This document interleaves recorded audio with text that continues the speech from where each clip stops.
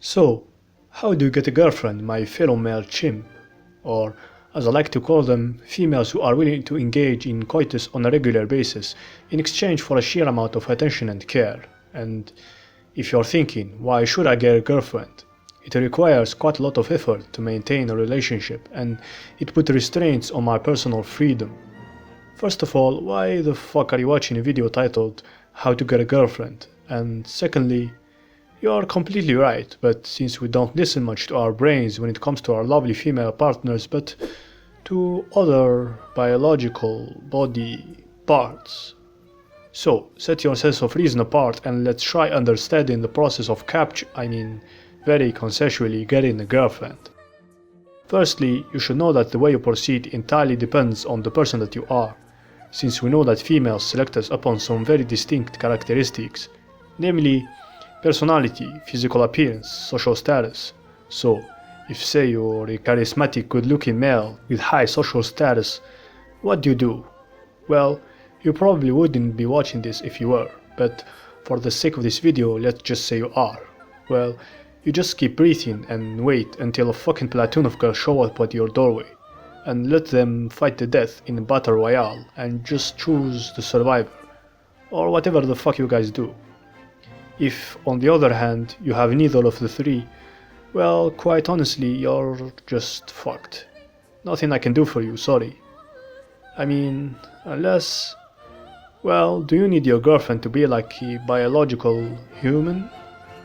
Because we've actually made a lot of progress when it comes to female robots, to the point where you could actually trick yourself into believing it's a real, living human girlfriend, with feelings and hair that grows and all that stuff. Anyway, jokes aside, most of us are in the middle of the spectrum at varying degrees of difference. So how do we proceed as the regular males to find a seasonal mating partner? Well, you meet a girl at school or work, or wherever the fuck you spend your time at. You talk to her for enough time so that there's some kind of connection between you, at least enough so that you can exchange numbers. You text each other for a certain amount of time, enough for both of you to start liking each other. Then you get a date with her, and if things go well, which they usually don't, but let's just say they do and you get a second date and a third.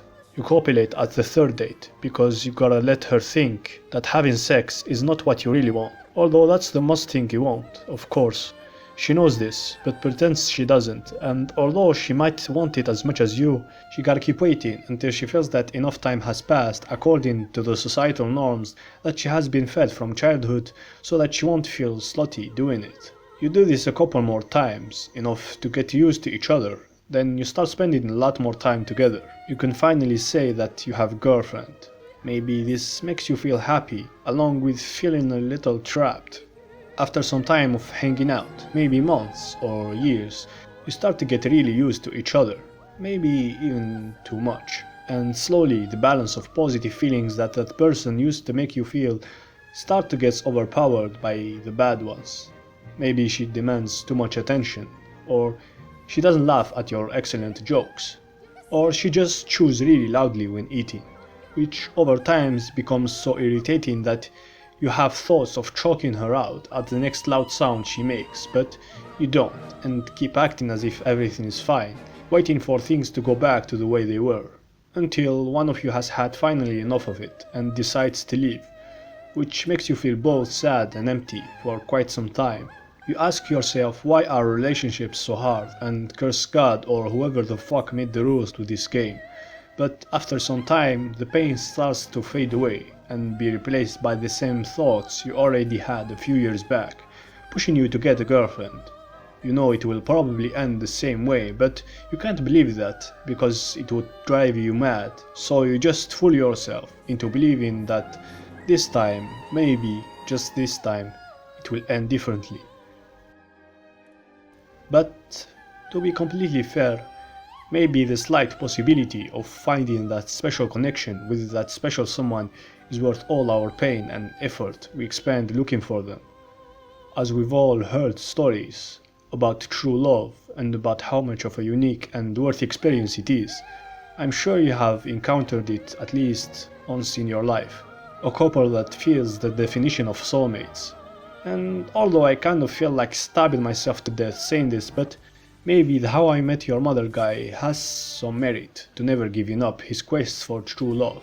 And if you don't really want that, or just don't find it, well, for some people happiness is another person, and for others is something else. We just need to find what it is. We've been fed so much stories and movies about love and relationships from such an early age that it made us think that happiness isn't achievable without love, which is a horrendous thing to teach kids, since it makes us attach our sense of happiness to something out of our control.